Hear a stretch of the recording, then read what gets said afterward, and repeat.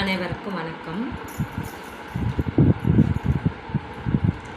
தொட்டில் குழந்தை திட்டம், புரட்சி தலைவர் எம்ஜிஆர் சத்துணவு திட்டம், விலையில்லா மிதிவண்டி வழங்கும் திட்டம், பாட புத்தகங்கள் மற்றும் சீருடைகள் வழங்கும் திட்டம், மாதவிடா சுகாதார திட்டம், விலையில்லா மடிக்கணினி வழங்கும் திட்டம், தாலிக்கு தங்கம் மற்றும் திருமண உதவி திட்டம், மகப்பேறு உதவி திட்டம், அம்மா பெண் குழந்தை பாதுகாப்பு திட்டம், அம்மா இருசக்கர வாகன திட்டம், மகளிர் காவல் நிலைய திட்டம்.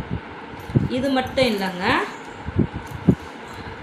நம்ம புரட்சி தலைவி அம்மா தொடங்கிய திட்டங்கள் எல்லாத்தையுமே திமுக காரங்க வந்தாங்க, ஸ்டிக்கர் ஒட்டி இதெல்லாம் நாங்கள் தான் செஞ்சோம், இந்த உதவித்தொகை நலம் மக்களை காக்கும் திட்டம் எல்லாமே நாங்கள் தான் செஞ்சோம் அப்படின்னு சொல்லி ஸ்டிக்கர் ஒட்டினாங்க. இப்போ அதே வேலையை விஜய் அண்ணா தொடங்கியிருக்காங்க. பார்த்தீங்கன்னா என்ன சொல்கிறதுனே தெரியல, அவங்களா சுயமாக எதையும் செய்ய மாட்டேங்கிறாங்க. அம்மா செஞ்ச திட்டங்களை, நலத்திட்டங்களை நாங்கள் செஞ்சோம் அப்படின்னு திமுக ஸ்டிக்கர் ஒட்டிச்சு. இப்போ நாங்கள் ஆட்சிக்கு வந்தால் நாங்கள் புதுசாக இந்த திட்டத்தை உங்களுக்கு தரோம் அப்படின்னு விஜய் அண்ணா சொல்கிறாரு.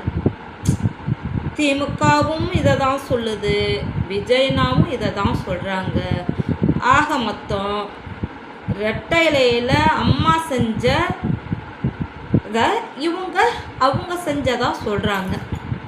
என்னான்னு ஒன்றும் புரியல. என்ன ஒன்று, அதுக்கு புது ஸ்டிக்கர் ஒட்டி அனுப்புகிறாங்க, அவ்வளோதான். ஏற்கனவே பஸ்ஸில் இதேமாரி ஃப்ரீ பஸ்ஸு விட்டதுக்கு நிறையா கேள்விகள்லாம் விஜய் அண்ணா சொன்னாங்க.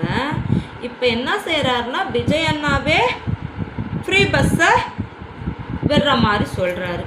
எனக்கு ஒன்றும் புரியலை, இந்த அரசியல் என்னான்னு தெரியலை.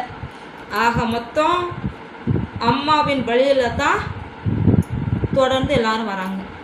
இருந்தாலும் அவங்க என்ன சொல்கிறாங்கன்னா, இல்லை நாங்கள் எல்லாம் புது திட்டங்களாக போட்டுட்ருப்போம் அப்படின்னு சொல்கிறாங்க. நீங்களே பாருங்கள், நான் இதில் சொன்னது எல்லாமே விஜய் அண்ணா பேரை மாற்றி சொல்கிறாரு.